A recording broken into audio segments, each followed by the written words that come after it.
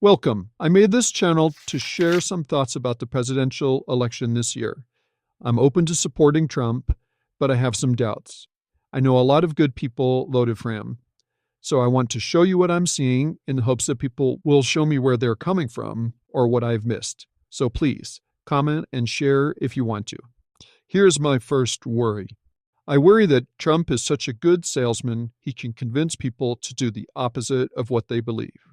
Where I could stand in the middle of Fifth Avenue and shoot somebody and I wouldn't lose any voters, okay? It's a touchy subject, but it sometimes seems to me that on January 6th, he convinced some of these good people to attack the very thing they believe in the most, our country.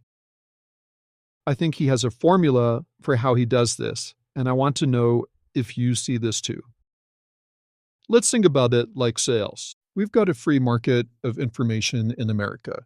When you want to buy something, you can comparison shop. Not only can you ask your friends, but you can check the Amazon reviews, or you can check any review source that you trust. But when Trump speaks, he's always teaching you to write off anything that doesn't fit his pitch.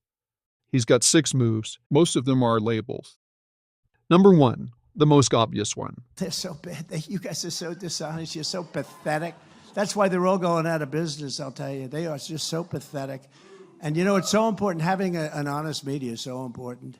It's not a news flash that Trump doesn't like the media, but also he talks like an insider who knows what's really going on. But one thing about a politician, because I dealt on the other side of politics a lot too, they had a gag order. They wouldn't let me talk. I can't talk about certain very important things, much more important than people understand. Or most famously from 2016.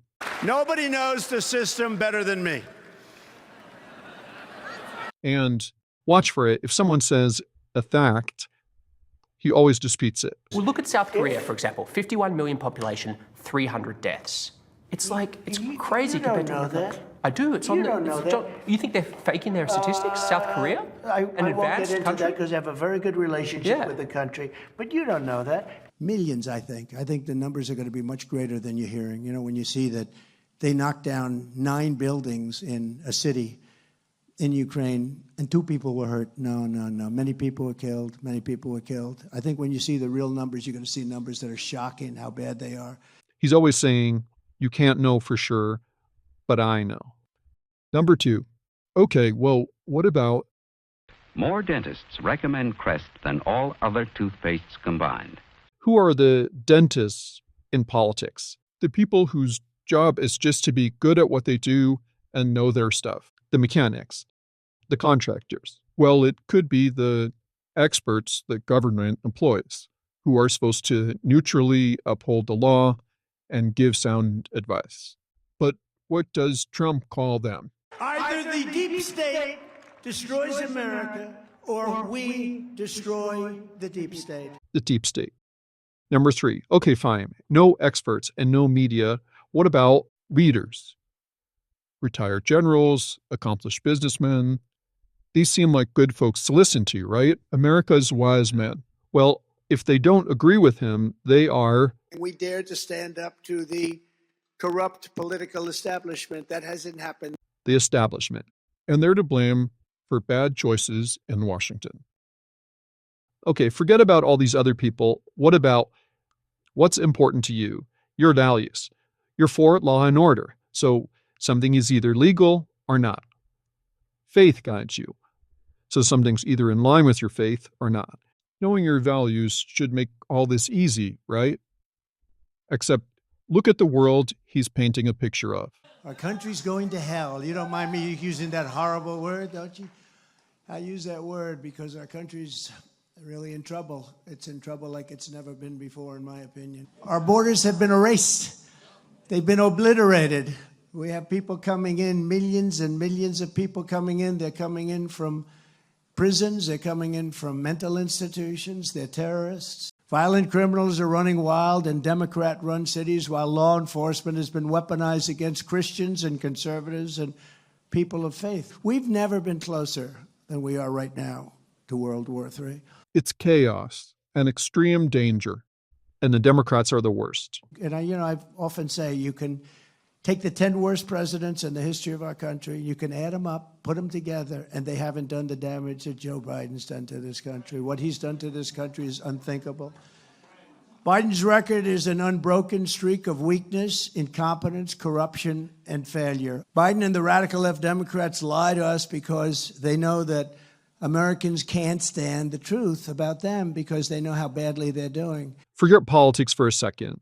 In ordinary day-to-day life, adults disagree with each other, right? And it's actually pretty customary to fill a day with little gestures of graciousness and compromise, like letting someone else into a parking space. Really, that's what community actually is. It's people we get along with, meaning when we disagree, we compromise, as long as it's not one-sided. But first of all, if there's only two sides, and one side, the Democrats, are that bad, if you apply the same rule the same way to everyone, in other words, if you apply your values, sometimes it's going to be Republicans who did wrong. And anytime they have to apologize or step down or back off, well, the Democrats benefit. And like high-pressure sales, he raises the stakes really, really high. If Hillary won that election, you would be in a nuclear war. Who knows where you'd be right now? Because nuclear is a level that nobody wants to even think about. If we don't straighten it out, we're not going to have a country. We're not going to have a country. This election is our last chance to save America. So it's hard to just follow your values in a situation like that. Number 5.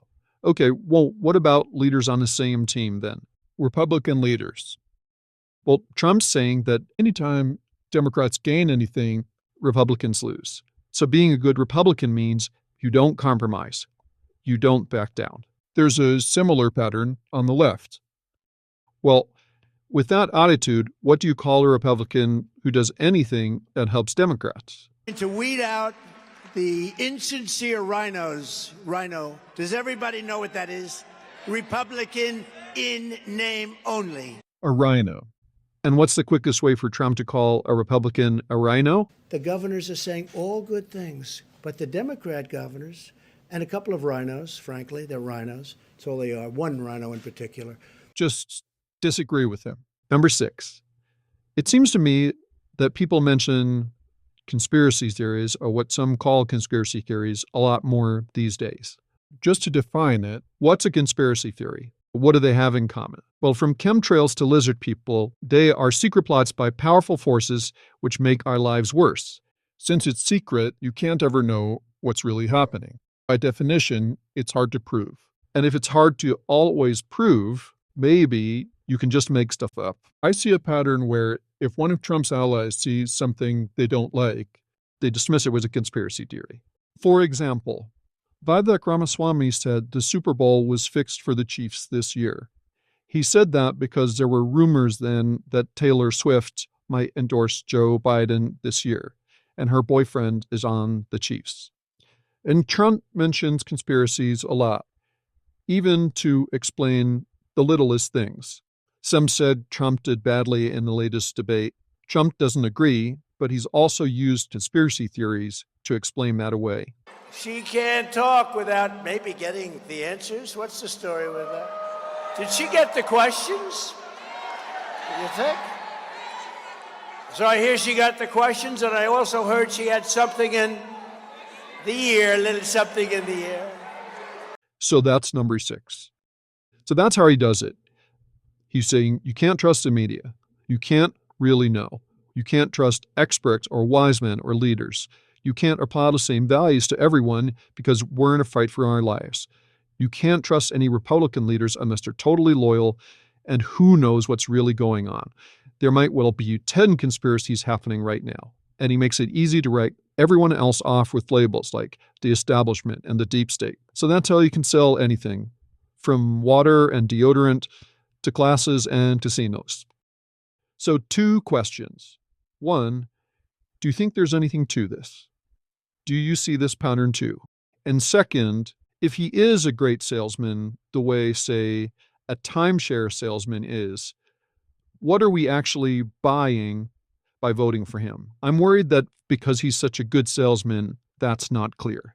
But I'd like to hear what other people think. So please comment if you want to. And thanks for watching.